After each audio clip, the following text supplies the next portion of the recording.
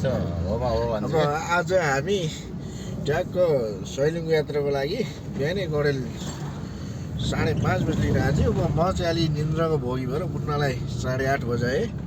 अब यसो उठेर चियासिया खाएर फ्रेस भएर निक्लिएर त 9 बजिहाल्यो।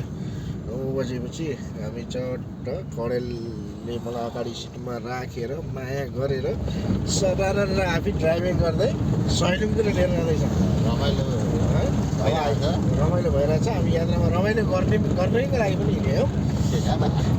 ट्याक्क पनि हामी अहिले धुलीखेलमा पेट्रोल हालेर च्याट्ट हाम्रो विकास भाइसँग यात्रामा अगाडि बढिरहेछौँ। अब यात्रा आज हामी धुलीखेलको यस्तो राम्रो बाटो छ कि यहीँ अब क्यामेरा चाहिँ ब्याक गर्न आएन। मैले मोबाइलै ब्याक गरेँ।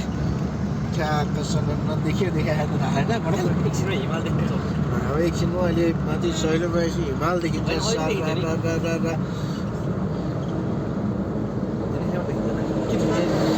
खासै धुलीखेलमा त हिमाल होटेल मात्रै देखिएला जस्तो लाग्छ हौ मलाई त। अलिक बेला भएन।